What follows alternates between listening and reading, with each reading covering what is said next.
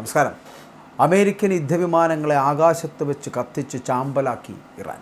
ടെഹ്റാനിൽ നിന്നും ജീവനം കൊണ്ടോടുന്ന അമേരിക്കൻ സൈന്യത്തെ കാണേണ്ട കാഴ്ചയിലേക്ക് എത്തിയിരിക്കുന്നു. മിഡിൽ ഈസ്റ്റിൽ യുദ്ധം രൂക്ഷമായിരിക്കുന്നു.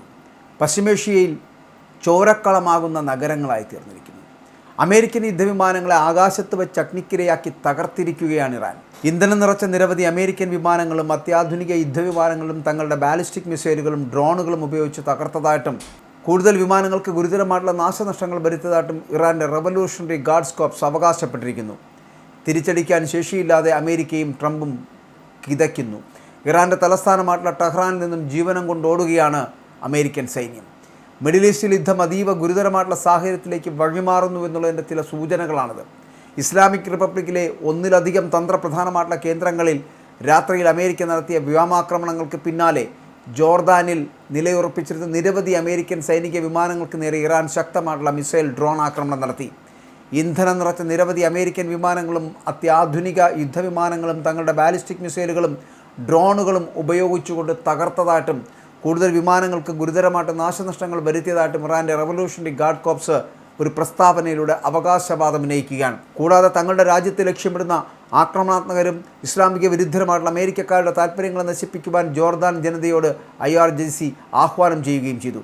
എന്നിരുന്നാലും ഇറാൻ്റെ ഈ അവകാശവാദങ്ങൾ സ്വതന്ത്രമായി സ്ഥിരീകരിക്കുവാൻ മാധ്യമങ്ങൾക്ക് സാധിക്കുന്നില്ല. ആക്രമണങ്ങളിൽ തങ്ങൾക്ക് ആളപായമോ നാശനഷ്ടമോ സംഭവിച്ചിട്ടില്ല എന്നാണ് അമേരിക്കൻ സൈന്യത്തിൻ്റെ പ്രാഥമികമായിട്ടുള്ള വിലയിരുത്തൽ. ഇറാൻ വിക്ഷേപിച്ച 3 ബാലിസ്റ്റിക് മിസൈലുകൾ തങ്ങളുടെ വ്യോമ പ്രതിരോധ സംവിധാനം ഉപയോഗിച്ച് വിജയകരമായിട്ട് വെടിവെച്ചിട്ടതായിട്ട് ജോർദാൻ സൈന്യവും ഔദ്യോഗികമായിട്ട് പ്രഖ്യാപിച്ചിട്ടുണ്ട്. അപ്പോൾ ഇതോടൊപ്പം ഇറാൻ ഷഹറിൽ തങ്ങളുടെ സൈനികരെ കൊലപ്പെടുത്തിയതിന് പ്രതികാരമായിട്ട് സിറിയയിലെ അൽ തൻഫിലുള്ള അമേരിക്കൻ സ്പെഷ്യൽ ഓപ്പറേഷൻസ് കമാൻഡ് സെൻറ്ററും ഇപ്പോൾ തങ്ങൾ ആക്രമിച്ചതായിട്ട് ഇറാൻ അവകാശപ്പെടുകയാണ്. എന്നാൽ ഈ താവളത്തിൽ നിന്നുള്ള പിൻവാങ്ങൽ കഴിഞ്ഞ ഫെബ്രുവരിയിൽ തന്നെ പൂർത്തിയാക്കിയതാണ് എന്നാണ് അമേരിക്കൻ സൈന്യത്തിൻ്റെ മുൻപത്തെ വിശദീകരണം എന്ന് പറയപ്പെടുന്നത്. അതുകൊണ്ട് തന്നെ മേഖലയിലെ മറ്റ് അമേരിക്കൻ സഖ്യകക്ഷികളെയും ലക്ഷ്യമിട്ടുകൊണ്ട് ഇറാൻ മിസൈൽ ആക്രമണങ്ങൾ വിപുലീകരിക്കുകയാണ്. ഖത്തർ ഉൾപ്പെടെയുള്ള ഗൾഫ് രാഷ്ട്രങ്ങളെ ലക്ഷ്യമിട്ട് ഇറാൻ പുതിയ മിസൈൽ പരീക്ഷണങ്ങൾ നടത്തിയപ്പോൾ കുവൈത്തിലെ നിർണായകമായിട്ടുള്ള ഒരു വൈദ്യുതി ജല ഡീസലൈസേഷൻ പ്ലാന്റിന് ഇറാൻ ആക്രമണത്തിൽ കേടുപാടുകൾ സംഭവിച്ചു കഴിഞ്ഞു. ഇതോടൊപ്പം വടക്കൻ ഇറാഖിലെ അർദ്ധ സ്വയംഭരണ കുർദിഷ് മേഖലയായിട്ടുള്ള ഇർബിലിലും സുലൈമാനിയയിലും ശക്തമായിട്ടുള്ള സ്ഫോടന ശബ്ദങ്ങൾ ഉണ്ടാകുന്നു. ഇറാനിയൻ കുർദിഷ് വിമത ഗ്രൂപ്പായിട്ടുള്ള കൊമാലലയെ ലക്ഷ്യമിട്ടുകൊണ്ട് ഇവിടെ വ്യോമാക്രമണം ഉണ്ടായതാണെന്ന് ഉള്ള സൂചനകൾ പുറത്തു വരുന്നു. മേഖലയിലെ അയൽ രാജ്യങ്ങളെ മുഴുവൻ വിഴുങ്ങുന്ന തരത്തിലേക്ക് ഇറാൻ അമേരിക്ക നേരിട്ടുള്ള ഏറ്റുമുട്ടൽ മാറുന്നത് വലിയ ആശങ്കയ്ക്ക് വഴിവെക്കുന്ന കാര്യമാണ് എന്ന് പറയേണ്ടിയിരിക്കുന്നു. കഴിഞ്ഞ മാസം ഇരു വിഭാഗങ്ങളും തമ്മിൽ ഒപ്പുവെച്ച താൽക്കാലിക വെടിനിർത്തൽ പൂർണ്ണമായിട്ടും തകർന്നതാണ് ഇപ്പോഴത്തെ കടുത്ത യുദ്ധ സാഹചര്യത്തിന് കാരണമായിരിക്കുന്നത്. ഹോർമൂസ് കടലിടുക്കിൻ്റെ നിയന്ത്രണം പിടിച്ചെടുക്കുന്നതിനായി അമേരിക്കയും ഇറാനും കഴിഞ്ഞ കുറച്ച് ദിവസങ്ങളായി അതിശക്തമായിട്ടുള്ള പ്രത്യാക്രമണങ്ങളാണ് നടത്തുന്നത്. ഹോർമൂസ് കടലിടുക്കിൻ്റെ നിയന്ത്രണം പിടിച്ചെടുക്കുന്നതിനായിട്ട് അമേരിക്കയും ഇറാനും കഴിഞ്ഞ കുറച്ച് ദിവസങ്ങളിലായിട്ട് അതിശക്തമായിട്ടുള്ള പ്രത്യാക്രമണങ്ങളാണ് നടത്തുന്നത്. ഹോർമൂസ് കടലിടുക്കിലെ നിയന്ത്രണങ്ങൾ ഇറാൻ ലഘൂകരിച്ചില്ല എങ്കിൽ അവിടുത്തെ അടിസ്ഥാന സൗകര്യങ്ങൾ തകർക്കുമെന്ന് അമേരിക്കൻ പ്രസിഡന്റ് ഡൊണാൾഡ് ട്രംപിൻ്റെ കടുത്ത ഭീഷണിയുടെ തുടർച്ചയായിട്ട് അമേരിക്ക തങ്ങളുടെ വ്യോമാക്രമണ പരിധി ഗണ്യമായിട്ട് വിപുലീകരിക്കുകയാണ്.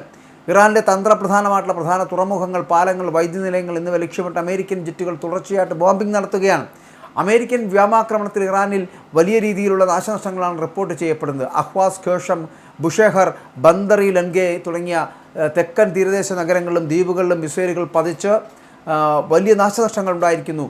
ഹോർമോസ്ഖാൻ പ്രവിശ്യയിലെ റോഡ്, അടിസ്ഥാന റെയിൽവേ സംവിധാനങ്ങൾ, സൗകര്യങ്ങൾ ഇവയൊക്കെ ലക്ഷ്യമിട്ട് നടന്ന ആക്രമണത്തിൽ കുറഞ്ഞത് 7 പേർ കൊല്ലപ്പെട്ടതായിട്ട് ഇറാനിയൻ സ്റ്റേറ്റ് ടെലിവിഷൻ സ്ഥിരീകരിക്കുകയാണ്. ഇറാൻ ഷഹറിലെ ഒരു വിമാനത്താവളത്തിനും കുഷ് ദ്വീപിലെ തന്ത്രപ്രധാനമായിട്ടുള്ള മേഖലകൾക്കും കടുത്ത കേടുപാടുകൾ സംഭവിച്ചതിനെ തുടർന്ന് പലയിടത്തും ഇപ്പോൾ വൈദ്യുതി പൂർണ്ണമായിട്ടും തടസ്സപ്പെട്ടിരിക്കുന്നു.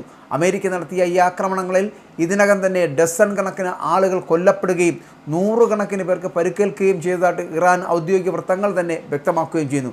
ഇരു ശക്തികളും ഒത്തുതീർപ്പിന് തയ്യാറാകാത്ത സാഹചര്യത്തിൽ വരും ദിവസങ്ങളിൽ മിഡിൽ ഈസ്റ്റിൽ കൂടുതൽ രക്തച്ചൊരിച്ചിൽ ഉണ്ടായേക്കുമെന്നാണ് പ്രതിരോധ വിദഗ്ധരുടെ വിലയിരുത്തൽ പോലും. അമേരിക്കൻ യുദ്ധവിമാനങ്ങളെ ആകാശത്ത് വെച്ച് തന്നെ കത്തിച്ചു ചാമ്പലാക്കാൻ കഴിയുന്ന തരത്തിലേക്ക് ഇറാൻ്റെ പ്രതിഷേധവും പ്രതിരോധവും കൂടുന്നു.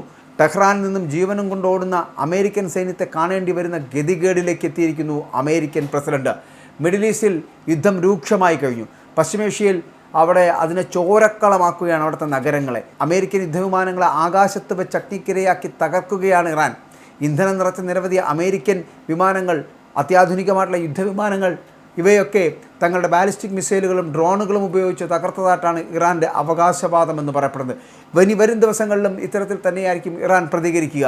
ഇറാൻ്റെ റവല്യൂഷണറി ഗാർഡ് കോപ്സിൻ്റെ അവകാശവാദവും അതുതന്നെയാണ്, അടിക്കാൻ വന്നാൽ ഞങ്ങൾ തിരിച്ചടിക്കുമെന്ന്. അതായത് പക്ഷേ ഇവിടെ തിരിച്ചടിക്കാൻ ശേഷിയില്ലാത്ത അമേരിക്കയും ട്രംപും തകർന്നു നിൽക്കുന്ന കാഴ്ചയാണ്. അവരുടെ തിരിച്ചടികൾ ഉണ്ടാകുന്നുണ്ട്, പക്ഷേ ആ തിരിച്ചടികൾ ഇറാനിൽ ഒന്നും തന്നെ സംഭവിക്കുന്നില്ല എന്നുള്ളതാണ്. ഇറാൻ്റെ തലസ്ഥാനമായിട്ടുള്ള ടെഹ്റാനിൽ നിന്നും ജീവനം കൊണ്ടോടുകയാണ് അമേരിക്കൻ സൈന്യം. പക്ഷേ ഇതിനൊക്കെ അപ്പുറം കാത്തിരുന്ന് കാണേണ്ട ഒരു കാര്യമെന്ന് പറയപ്പെടുന്നത് ഇറാനെ തകർക്കുക എന്നൊരു ലക്ഷ്യം അമേരിക്ക എന്ന് പറയപ്പെടുന്ന മഹാരാജ്യത്തിനുണ്ട് എങ്കിൽ അവർ അത് ചെയ്യുക തന്നെ ചെയ്യും. പക്ഷേ അത് എപ്പോഴാണ് എന്ന് ഒരിക്കലും പറയാൻ കഴിയില്ല.